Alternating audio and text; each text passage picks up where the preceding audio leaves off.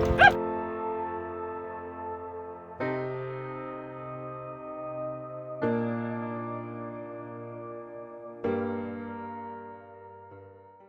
think more consistent on my end, not just with catching more steers, but more consistent, riding my horse a little bit better, giving myself the best chance to catch.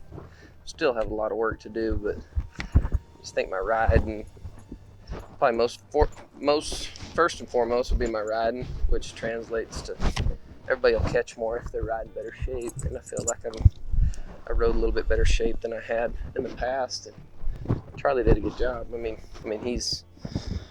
he kind of knows what to do in every situation, and bottom line is he just turns a lot of steers, which, that's all you can ask for as a heeler, is getting to throw a lot. You get a lot more, you get tapped off and get in a groove, and when he's turning a lot of steers, it makes my job a lot easier. I've always had a kind of a habit of getting in too early, and if you're in too early, then you're not square. It makes it a lot harder to catch if you're not very square. But if I can kind of tell myself to stay off of them and be able to see the steer, kind of keep my distance to where I can see the feet all the way through the turn, I feel like as long as I can get behind them, then my chances of catching are pretty high. But it's whenever I allow myself to step in too early and get in at a bad angle, that's whenever I tend to struggle. I've been using the Future since, I guess, about the first of this year, this winter, I started using it. I don't really like to change things up very much. I had used the Game Changer for 5 or 6 years before this, and Barry kept sending me some of these ropes. I'd use them to practice with and stuff, but man, I couldn't hardly get away from the Game Changer.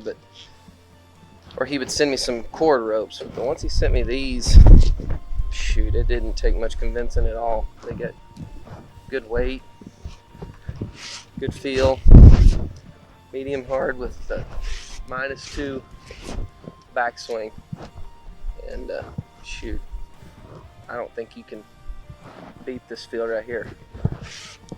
That's all I've got now. I don't get anything else. That's all you'll find in my barn is this now. All summer, Barry does a good job of getting them put up kind of the way I like them, twisted the way I like them.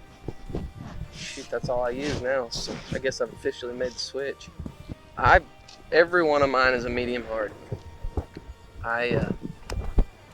Some people change with kind of the setup or the steers, and maybe that is something that I should do, but I don't know. I don't like to change things up much. I kind of find something that I like, and I try to keep everything the same. There's too many variables in this sport that are constantly changing anyway, and if I can keep one thing the same, my rope, I feel like my chances of catching are better.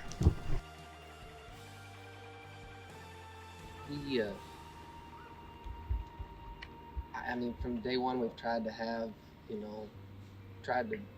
build a foundation that was mechanically sound. I'm not saying I have the best style or fundamentals, but he's been very adamant since the beginning about being fundamental. You got to have good fundamentals to have longevity, and not that I've had longevity, but a guy that's got something to go back to whenever he's struggling, and in times where whether your horses aren't feeling right or your delivery feels a little off, if you've got solid fundamentals that you can go back to, you can kind of work through it faster. Something that he's always told me from the beginning, and something that I kind of go by now, is just because you catch one by 2 feet in the practice pen, just because you caught him by 2 feet, you can't be satisfied with just a 2-footer. You got to know why you caught,